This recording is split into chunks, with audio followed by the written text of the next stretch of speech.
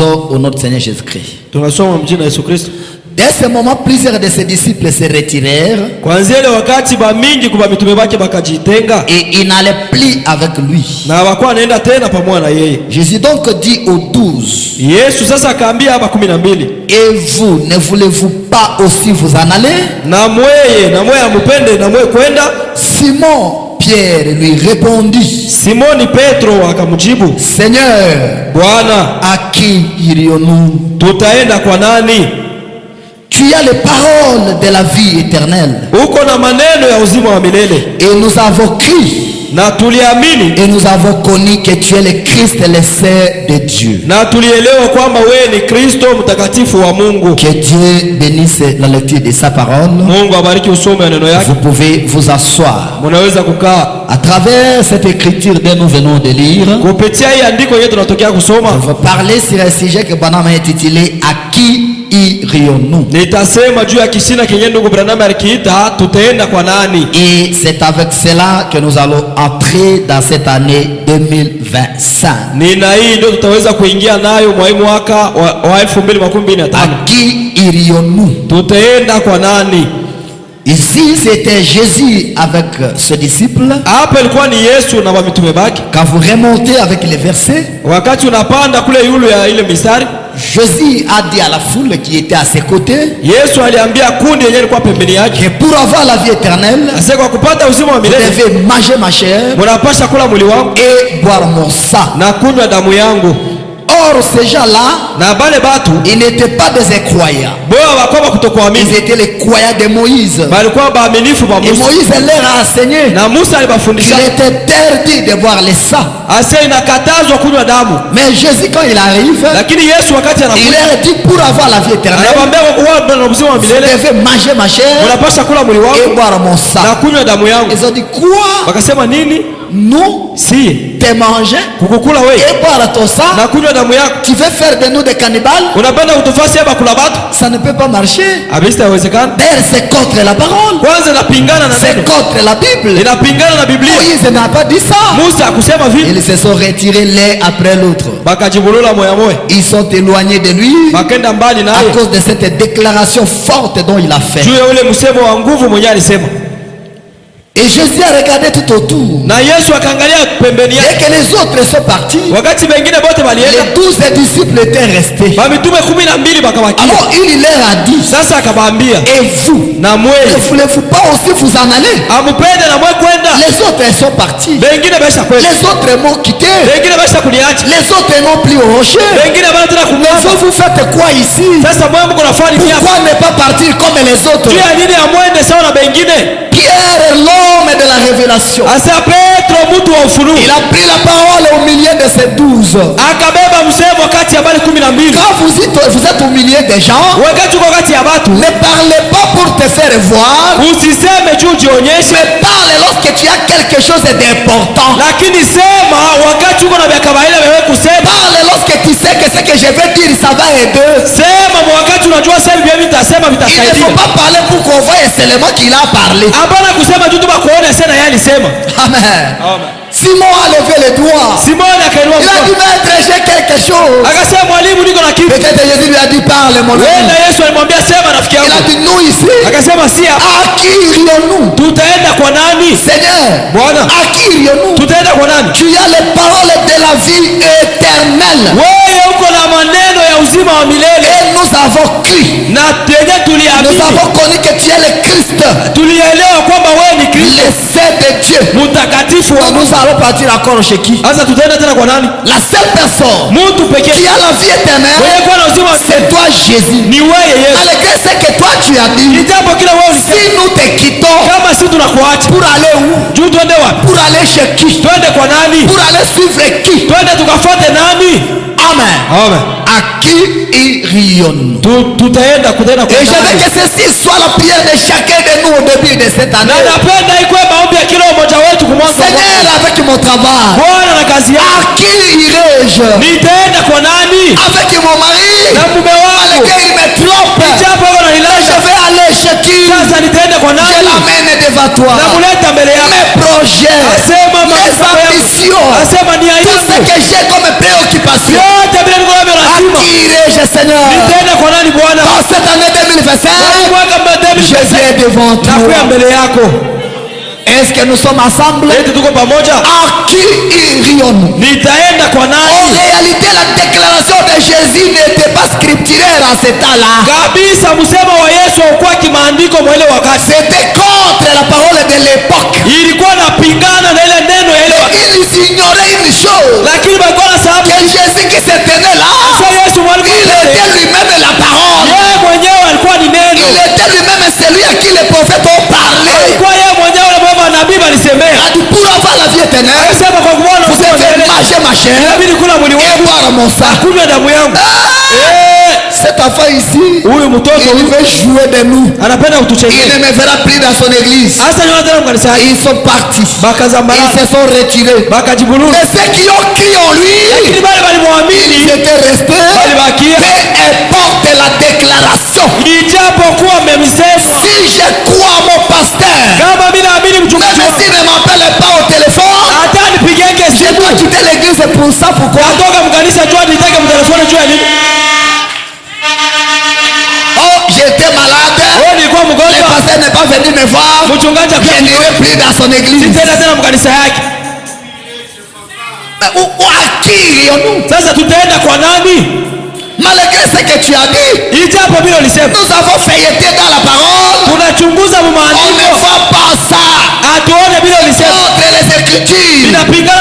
Mais au moins une chose est certaine, tu as la vie éternelle. Une chose est certaine, vous êtes le Nzambe.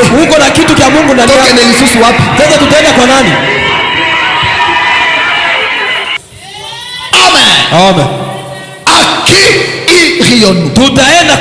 Est-ce qu'on peut lire les prophètes? Parce que c'est le prophète qui est la lumière. Je suis dans la machine. À qui irions-nous? Dans son paragraphe 11, le frère me dit ceci. Je pense que si nous tous réfléchissions sérieusement là-dessus pendant 5 minutes de notre vie, nous pourrions tous parler comme Pierre. En effet, Pierre avait trouvé à Jésus-Christ quelque chose qui n'était pas dans d'autres hommes.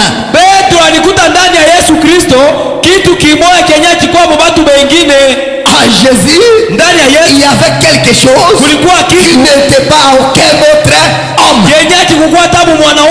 Quelle est cette chose-là? La parole de la vie éternelle. La seule personne qui avait ça, c'était le Seigneur Jésus-Christ. Et peu importe ce qu'il disait, pour être sauvé, il faut s'attacher en lui. Si tu t'éloignes de lui, tu vas te perdre. C'est pourquoi Pierre a dit, à qui irions-nous, Seigneur? Il a trouvé à Jésus-Christ quelque chose qui n'était pas dans d'autres hommes. C'est pourquoi il a posé la question, à qui irions-nous? Il n'a pas dit où irons-nous, mais à qui irions-nous? Car tu es le Père Dieu, tu as les paroles de la vie éternelle. Pierre n'a pas dit où irons-nous. Il y avait beaucoup d'endroits à partir. Il y a beaucoup d'églises à adorer. Il y a beaucoup d'endroits à fréquenter. Mais à qui?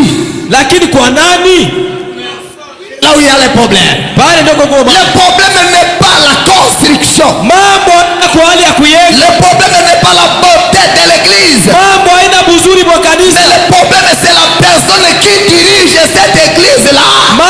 Il y a beaucoup d'endroits où ils pouvaient partir. Et ils ont dit nous ici, à qui irions-nous? Mais ils n'ont pas dit où irions-nous.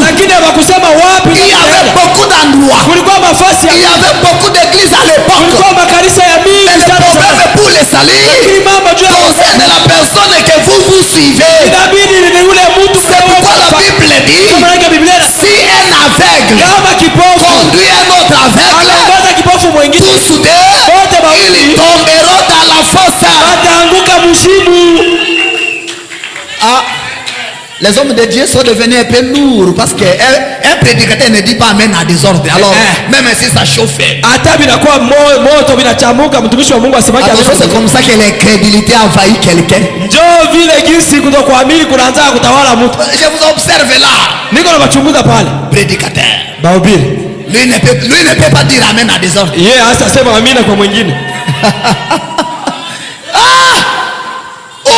Qui irions-nous? Ils n'ont pas dit où irions-nous. Il y avait beaucoup d'endroits à partir. Il y avait beaucoup d'églises à l'époque. Mais là il s'agit de la personne. C'est pourquoi le frère Branham dit, quand vous suivez quelqu'un, soyez sûr de la personne dont celui-là est en train de suivre. Parce que même s'il est une bonne personne, son conducteur peut l'égarer s'il n'est pas un bon conducteur.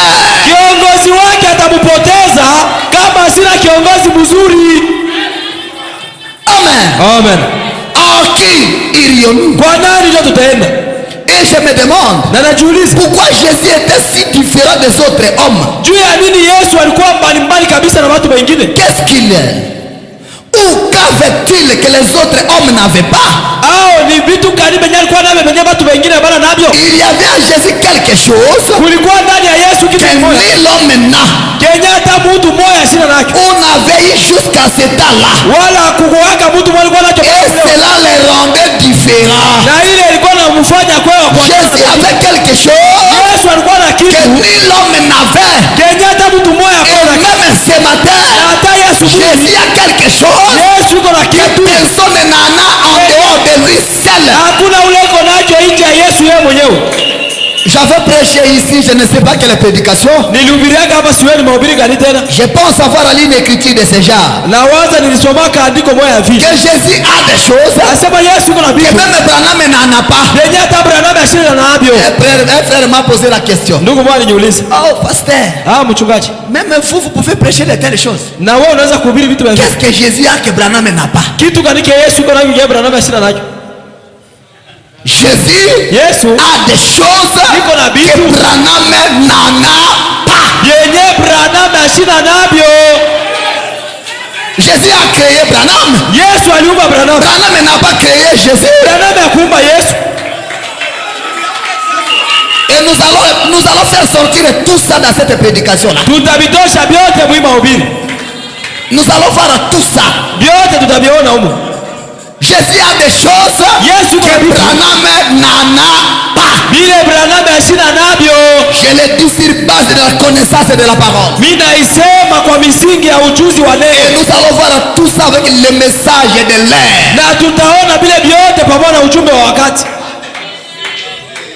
Amen. Amen. Il y avait un diacre de Branham Tabernacle. Tony Zabel. Il a désiré aller au ciel. Et il a eu une vision. Il a vu un pasteur. On lui a dit, celui-là, il connaît le chemin pour aller au ciel. Il a couru vers ce pasteur. Son pasteur a dit non, ce n'est pas moi. Tu vas plus haut là-bas. Il y avait un homme, un cowboy, c'est lui qui connaît le chemin. Et quand il est arrivé là, c'était frère Branham. La Bible n'a pas dit, et le prophète n'a pas dit que lui il est le chemin. Mais il est celui qui connaît le chemin. Mais le chemin du ciel, c'est le Seigneur Jésus Christ. Mais la seule personne, l'unique qui connaît ce chemin, c'est Branham. Jésus a des choses que Branham n'a pas. Il est le chemin. Branham n'est pas le chemin, mais il connaît le chemin. Oh Jésus, Dieu bénisse. Je disais à un frère, je te connais très bien. Tu n'adores pas Branham. Mais quand quelqu'un dit que nous n'adorons pas Branham, à toi là c'est comme si ça fait un peu mal. Pourquoi? Lakini kama mtu anasema si hatuabudu yake Branham, ndani yako kiko sabi na kulumiza juu ya nini? Pourquoi? Juu ya nini biko na kuuma? Qu'est-ce qui se passe à toi? Ni mambo kani ndani yako. On ne peut pas comparer les comparables. Hatutaweza kulinganisha benyabi linganisho. L'épouse de Jésus. Branham ni bibi harusi. Mais Jésus n'est pas l'épouse de Branham. Lakini Yesu hana bibi harusi wa Branham.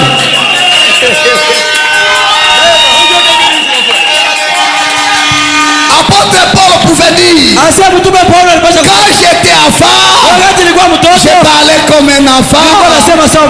Mais il y a un moment donné où nous devons passer aux choses sérieuses. Dire les choses telles qu'elles sont. Sur la terre, il n'y a personne qu'on peut comparer à Branham. Mais on ne peut pas prendre Branham et le comparer à Jésus son créateur.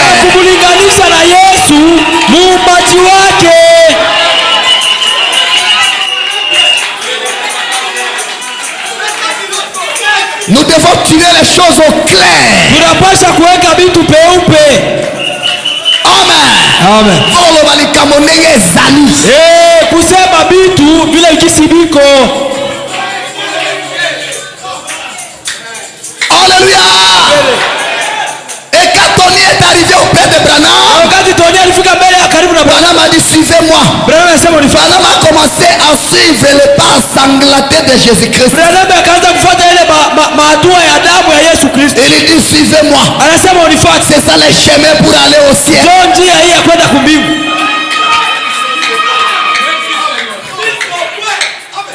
Alléluia. L'esprit d'idolâtrie a envahi beaucoup de gens. Et ils adorent Branham en confondant avec l'amour.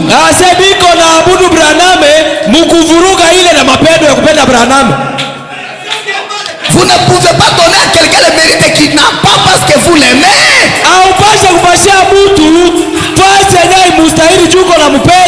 Si l'équipe des hommes d'affaires n'ont pas bien travaillé, on ne peut pas dire qu'ils ont bien travaillé parce que nous les aimons.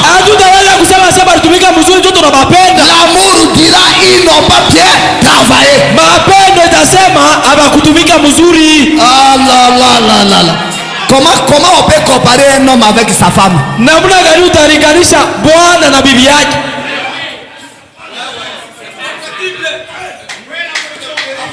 Continuons. Branham me dit ceci. Donnez-nous la projection. Je veux qu'on avance là. Et je pense que c'est la même chose ce soir. Un homme, une fois devenu chrétien, a quelque chose qui le rend différent de tous les hommes. Un chrétien n'est pas comme n'importe qui. Il est différent des autres. Dites je suis différent des autres. Dites encore je suis différent des autres. Tu n'es pas comme eux.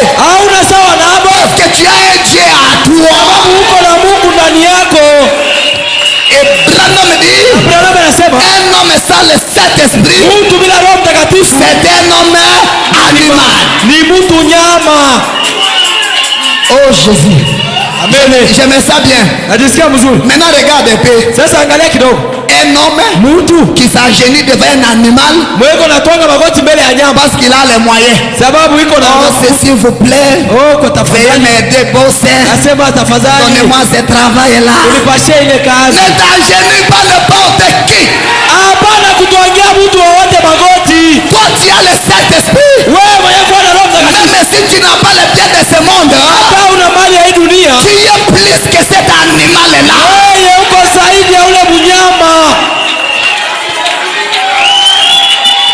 Écoute-moi, rocher tabernacle. Les choses doivent changer. Dans cette année 2025, ne donne pas ta tête à n'importe qui pour t'imposer les mains. Demande à ton voisin, est-ce que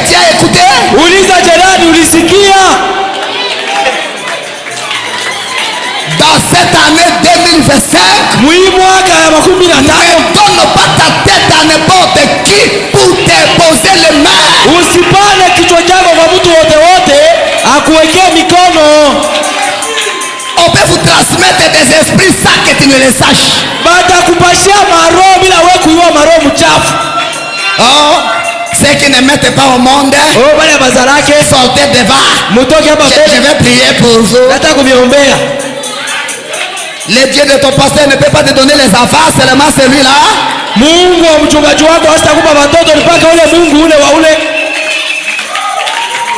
Ah, les hommes à qui les affaires ne marchent pas, sortez devant ici.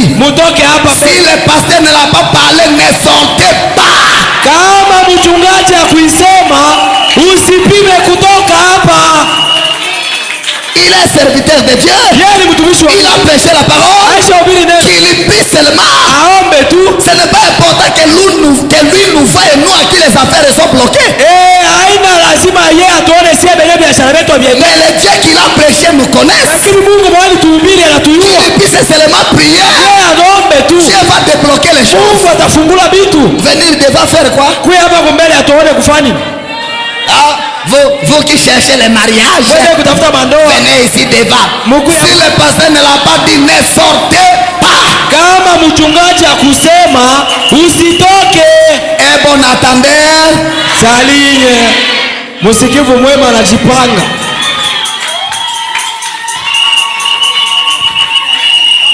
Quand un homme devient chrétien, wakati mtu anakuwa mkristo, il est différent des autres. Anaachana na watu wengine wote. Il n'est pas comme les autres. Mon fils Emery, là où tu es au travail, il n'est pas comme ces païens-là. Tu es différent d'eux. Comporte-toi autrement. Tu n'es pas comme ces gens-là. Tu es un homme qui a le Saint-Esprit. Tu es un homme qui est homme. Mais celui-là, c'est un homme animal.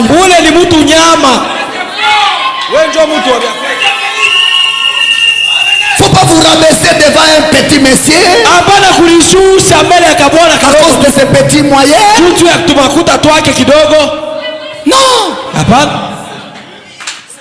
Sachez que tu es important. Bakakola yote. Basikupasule mukuzarau. Basikushushe bei. Bakakola yote. Basikushushe bei. Batika ondengo sali. Wewe ubakie kisi huko. À un moment donné, wakati moya, un chrétien doit être fier même de son aspect physique. Mukristo anapata kuwa fier hata na buzuri wake nje.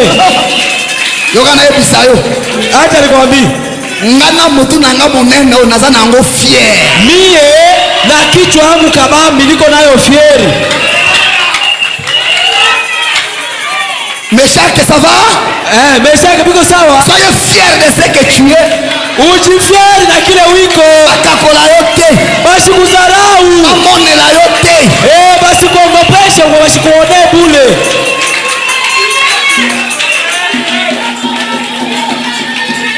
Alléluia. Amen. Un homme, une fois devenu chrétien, a quelque chose qui le rend différent de tous les autres hommes. De tous les hommes d'autres classes sociales. Peu importe combien il peut être bon. Un bon citoyen, qu'il fasse un autre mille, ou qu'il soit un bon voisin, mais une fois qu'il entre en contact avec Jésus, il y a en lui quelque chose qui change. Il y a quelque chose qui le rend différent, remarquablement différent. Quelqu'un n'a pas compris. Un homme qui a reçu Christ, il est remarquablement différent. différent. Vous le regardez seulement avec les yeux. Vous sentez qu'il est devenu une autre personne. Vous sentez qu'il n'est pas comme les autres. Vous sentez qu'il est différent. Même s'il est affamé, il ne se comporte pas comme les autres. Il est différent. Il n'a pas l'argent.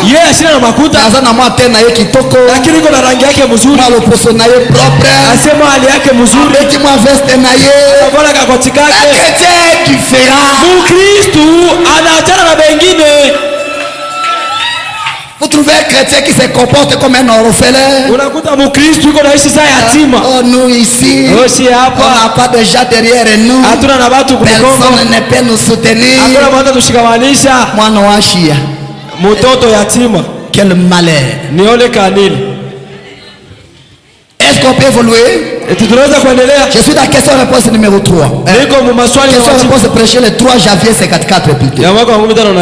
Le 3 janvier 54, paragraphe 66. Maintenant je vais vous donner mon idée. Mais ce que je pense être la chose la plus proche de l'évidence que je connaisse, pour savoir qu'un homme est chrétien. La chose la plus proche de l'évidence pour connaître qu'un homme est chrétien. Vous savez ce que c'est? C'est le travail de l'âme. Amen. L'évidence qu'un homme est un enfant de Dieu, c'est le travail de l'âme. Et quand vous voyez un homme qui ne se préoccupe plus de son âme,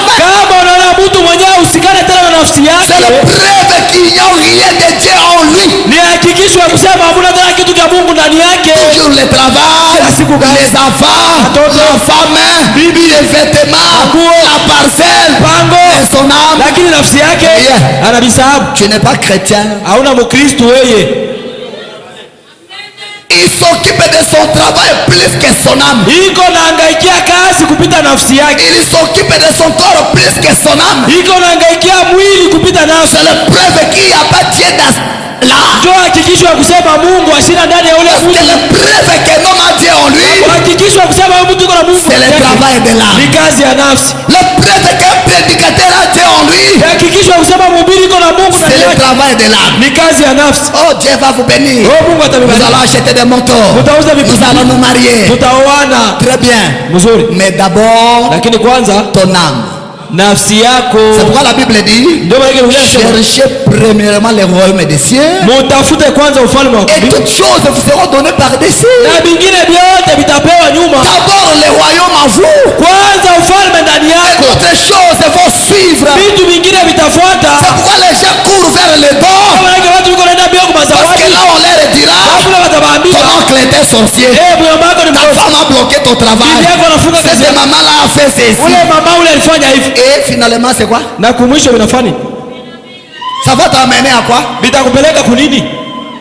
La seule chose que ces choses font, c'est vous d'enlever la confiance dans d'autres personnes.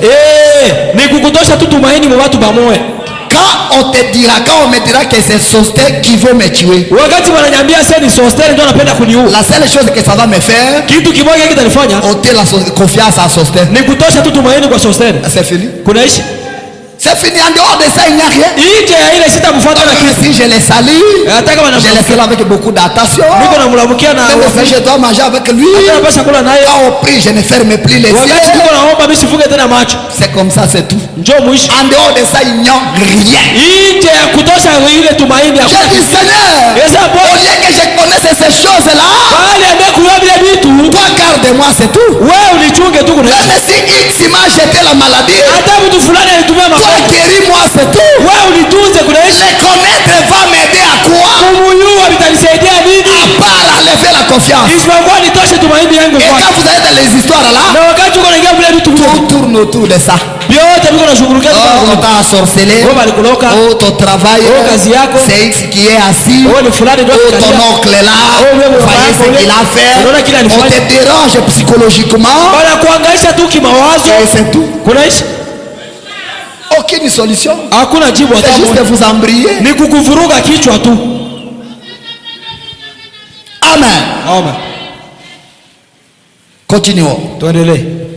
C'est le travail de l'âme. Ni kazi ya nafsi. C'est ça les preuves qu'un homme a Dieu en lui. Ya kusema mtu yuko na Mungu ndani yake. Dans cette année 2025, dit le Seigneur, à qui irai-je? Nitaenda kwa nani? Avec tous mes problèmes, na mambo ya toutes mes difficultés, na magumu yangu yote, j'irai chez qui? Nitaenda kwa nani? Il y a des endroits à partir, mais le problème c'est la personne. Lakini mambo ni mtu. À qui me confier? Nilitoa kwa nani? Si ce n'est à toi Jésus. Kama ina kwako wewe. À qui m'abandonner? Nilitoa kwa si ce n'est à toi Jésus. Kama ina kwako wewe. Ndio la boshire super essence. Niko mkanda mlango wa juu. Prêcher le 27 décembre 59. Ya mwaka wa 1959. Dans son paragraphe 193. Kifungo 110. Madame dit c'est juste. Oh là là. Précieuse foi. Asema imani nzuri. Précieuse. Asema glorieuse foi. Asema imani tukufu. Oh Dieu. Oh Mungu. Donne-moi la foi. Unipashia imani. Par la foi. Kwa imani Abraham. Par la foi. Kwa imani Isaac. Par la foi. Kwa imani Abel a offert à Dieu un sacrifice plus excellent que celui de Caïn. Abel alitoa toleo nzuri sana kwa Mungu kupita ile ya Kaini. Quoique mort, il témoigne encore. Ijapo kama alikufa lakini iko na shuhudia tena. Oh, combien nous avons besoin de la foi. Oh, mara ngapi tuko na lazima na imani. Abraham dit je l'aime. Abraham anasema naipenda. J'ai besoin de plus de foi. Niko na lazima na imani ya zaidi. Est-ce que nous sommes ensemble? Tuko pamoja. Saluez votre voisin, dites que le Seigneur bénisse. Na mkaa jirani mwambie Bwana akubariki. La chose que nous avons besoin plus, kitu kitu lazima sana, c'est la foi. Ni imani. Mon désir dans cette vie, tamaa yangu mwa hii maisha, et pour cette nouvelle année qui vient, na juu ya hii mwaka mpya inayokuja, c'est plus de foi à Dieu. Ni imani zaidi kwa Mungu. Dans cette année dont nous sommes, kwa hii mwaka tuko mwayo, plus de foi dans la parole de Dieu. Tukue na imani ya mingi mrema. N'ayez pas la foi ce que les gens te disent. Hapana kuwa na imani kubile watu wako. N'ayez pas la foi ce qu'ils sont en train de parler. Tukue na imani kubile wanasema. Ayez la foi à Dieu. Tukue na imani kwa Mungu. Parce que la Bible dit, na Biblia inasema, toute parole d'homme neno yote ya soit reconnue pour ma soeur. Mais la parole de Dieu neno ya Mungu comme étant la vérité. ndio ibakie kweli. Mais si quelqu'un te dit que tu vas mourir, hata mtu anakuambia utakufa, c'est un homme qui a parlé. Mtu ndio alisema. Si Dieu ne l'a pas dit, kama Mungu hakuisema, oubliez ça. Ayez foi à Dieu. sema iko na Allez de l'avant. endelea Peu kuendelea. importe ce qui t'arrivera cette année, Kufikia hii mwaka, ayez la foi à Dieu. uko na imani kwa Mungu. Persévérez. Dumu. Allez de l'avant. Enda kumbele. Il prendra soin de toi. Asema Mungu atabeba hangaiko juu yako. Mon désir dans cette vie, Tamaa yangu mwa maisha, et pour la nouvelle année qui vient, na juu ya hii mwaka mpya c'est inayokuja, plus à Dieu. ni imani ya mingi kwa Mungu. Oh Dieu, Sasa Mungu, enlève tout doute de mon esprit. tosha mashaka yote mroho yangu. Si jamais ça n'élevait un, Kama tu ilikuwa hata moya, kama shaka inanyanyua ndani yangu, si jamais ça n'élevait un, kama tu shaka inainuka ndani yangu, t'es contre moi, shetani iko nakombana na il lutte contre vous, iko na mikombanisha, il essaie de lancer ses flèches, iko napima kutupa mishale yake, mais lakini que j'ai toujours ce bouclier de la foi devant moi, ikuwe kila siku na ile ngamo ya imani mbele yangu, afin de résister aux ruses du diable, nisimame mbele ya ujanja wa shetani, afin d'éteindre ses traits enflammés. juu nipate kuzimisha ile miali yake ya moto. Branham dit c'est ma prière sincère. Branham anasema ni maombi yangu moyo wazi. Alléluia. Amen. La chose qu'il nous faut dans cette année 2025, Kitu gani kinatupashwa hii mwaka c'est d'avoir plus de foi à Dieu. ni kuwa na imani ya mingi kwa Mungu. Même si il m'a dit, Hata mtu aliniambia j'ai la foi à Dieu. niko na imani kwa Mungu. Même si on m'a sorcé, Hata bana niloga, j'ai la foi à Dieu. niko na imani kwa Mungu. Même si on me combat, Hata bana j'ai nikombe, la foi à Dieu. niko na imani kwa Mungu. Et quand vous avez la foi à Dieu, Tuko na imani kwa il Mungu. prendra soin de chaque problème que vous avez. Atahangaikia kila mambo yenye uko nayo. Ne mets pas ta foi dans la possibilité que vous avez. Usiweke imani yako mu makuta ile uko nayo. Ne mets pas ta foi dans ton oncle, ton grand frère, ton papa, ta maman. Usiweke imani yako kwa mkubwa yako, kwa mjomba yako, kwa baba Ne yako. mets pas ta foi même dans le pasteur. Usiweke imani yako hata kwa mchungaji. Mets ta foi dans le Seigneur Jésus-Christ. Weka imani yako kwa Bwana wetu C'est la chose qu'il nous faut dans cette année. Continuons. Je prends une autre brochure. Je suis dans la brochure à Kirionu. Paragraphe 12. Pendant me dit ceci. Prenons petit b. Pour parler de à qui irions-nous, ou à qui pourrions-nous aller. Considérons environ 7 raisons que j'ai ici par écrit. Amen. Pour parler de à qui irions-nous, il y a 7 raison qui a amené Pierre à donner cette déclaration là. À qui irions-nous? Derrière cette déclaration se cache 7 raisons. La prédication commence. L'état aussi est terminé. Oh Jésus. Combien de raisons? 7 raisons.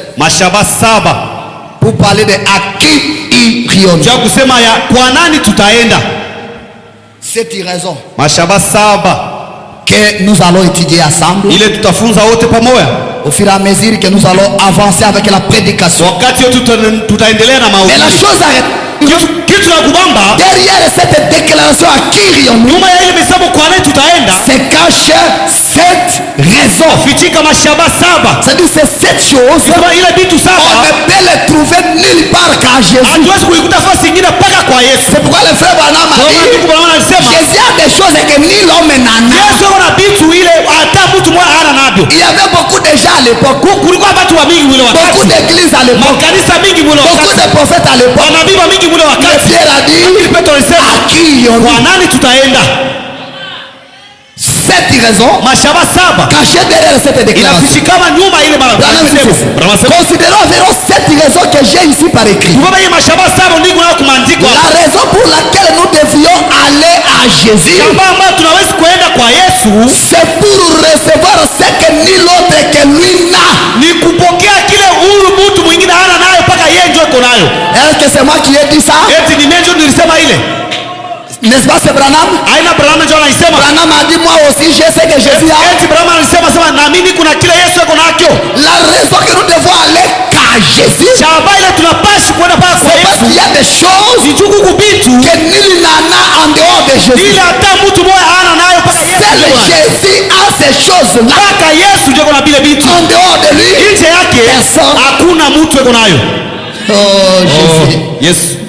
La parole est bonne. C'est pour recevoir ce que l'autre que lui n'a.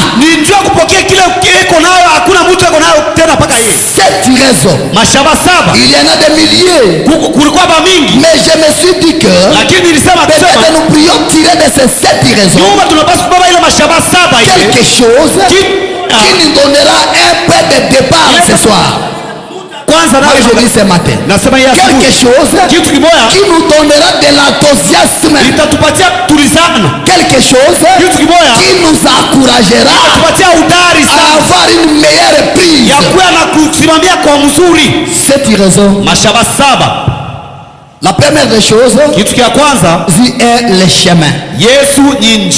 Nous allons lire tout ça. C'est Jésus seul qui est le chemin. Seul Jésus est le chemin. Ça c'est la première des choses. Allez-y mon ami, j'apprends c'était là. Il est la vérité. Seul Jésus a la vérité. Vérité. Troisième, il est la lumière.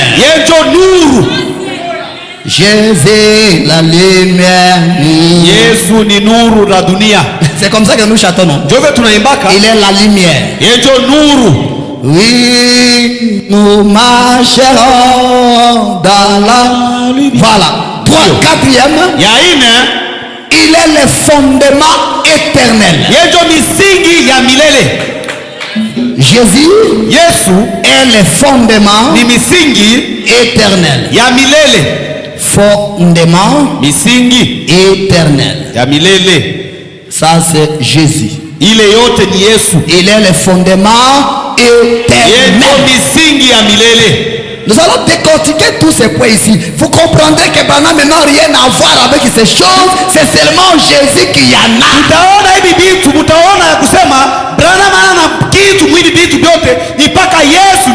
Et c'est Branham qui l'a dit, ce n'est pas moi. Et si Branham l'a dit, je suis qui pour dire non, Branham, toi aussi tu en as. Je suis qui? Or il nous dit répétez seulement ce que disent les bandes et les brochures.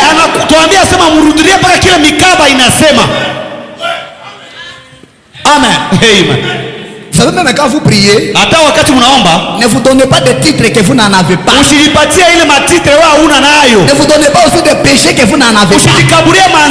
Seigneur, pardonnez-moi, je suis sorcier, je suis voleur, je suis critiqué, je suis commérate. Tout ça. Hein? Pourquoi vous vous habillez de péchés qui ne sont même pas les vôtres? Je suis voleur, je suis prostitué, je suis sorcier, je suis critiqué.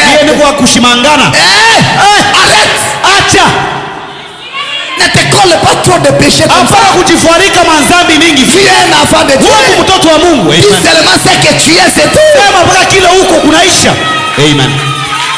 Est-ce que ça va? Ne te colle pas n'importe quoi. Et ne te donne pas aussi n'importe quel titre.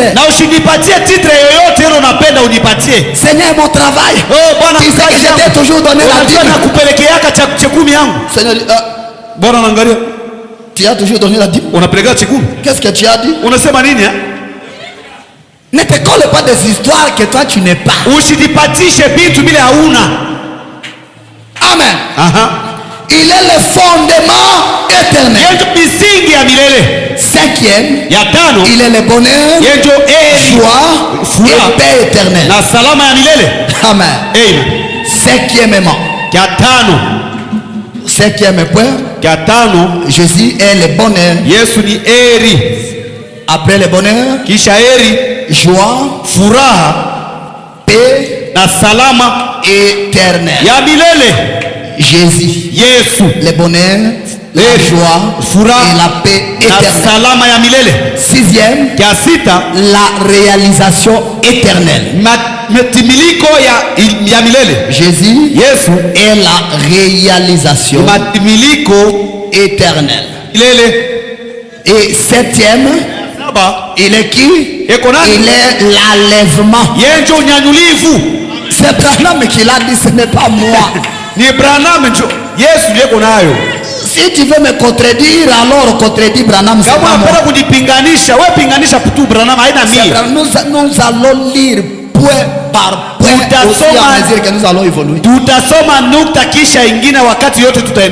Jésus, il est l'enlèvement. Et Branham dit à cause de ces 7 raisons que Pierre a dit à qui irions.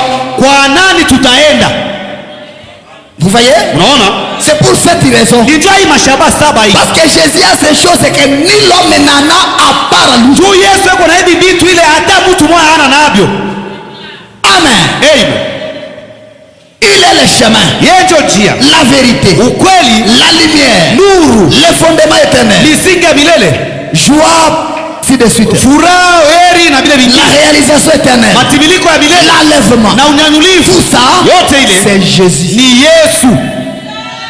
Et nous allons voir point par point au fur et à mesure que nous allons évoluer. Alors Branham me dit ceci. Je vais terminer bientôt. Il dit ceci. Pendant que nous continuons avec la lecture. Jésus de la brochure, à qui irions-nous? Dans son paragraphe 12. Branham dit, qu'est-ce que Jésus a fait de différent? Pourquoi devrait-il être une personne unique à son genre? La première des choses, Jésus a dit, je suis le chemin. Ça c'est la première des des choses. Ile ni kitu cha kwanza. Le chemin du mariage, c'est Jésus. Le chemin de la prospérité, c'est Jésus. Le chemin de pardon, c'est Jésus. Le chemin de bénédiction, c'est Jésus. Il est le chemin. C'est pourquoi nous n'avons nulle part où aller. À Jésus et à Jésus seul. Amen.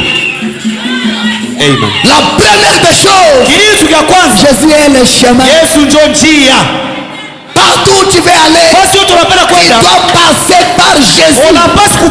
C'est pourquoi j'ai toujours dit, si vous avez Jésus, vous avez tout.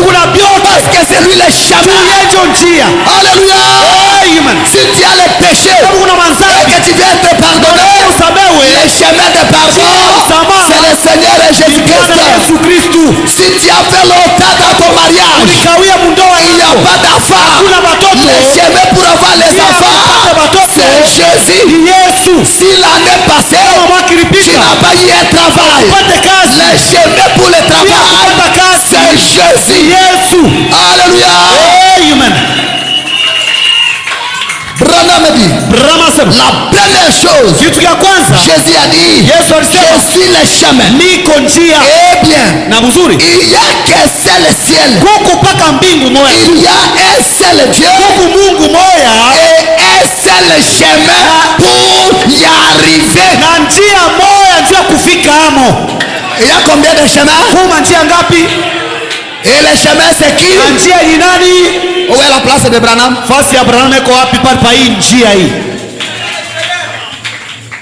Ce n'est pas moi.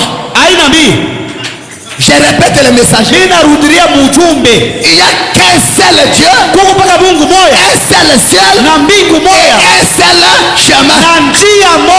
Il n'y a pas deux. Et ce seul chemin, c'est Jésus. Si tu veux aller au ciel, il n'y a pas de raccourci. Il n'y a pas de chemin. Nous n'avons qu'un seul chemin.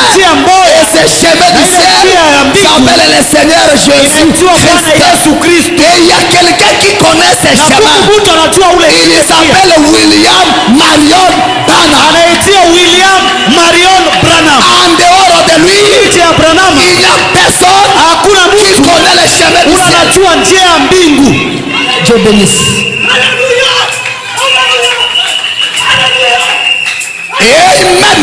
Amen. C'est Jésus le seul chemin. L'unique. Le véritable. Il n'y a pas de chemin pour aller au ciel. Il n'y a que Jésus. Mais attention, tu ne connais pas ce chemin-là. Et le frère Branham dit, vous ne devez pas adresser quelqu'un un endroit où tu n'as jamais été pour donner l'adresse, pour donner les explications. Il faut quelqu'un qui a déjà été là. Alléluia. Il faut quelqu'un qui a parcouru le chemin, quelqu'un qui a parcouru la route pour nous indiquer le chemin. Et cet homme-là, ce n'est pas mon pasteur Charles, ce n'est pas le pasteur André, ce n'est pas Dioka, c'est William Marion Branham. Il est le seul qui connaît le chemin du ciel.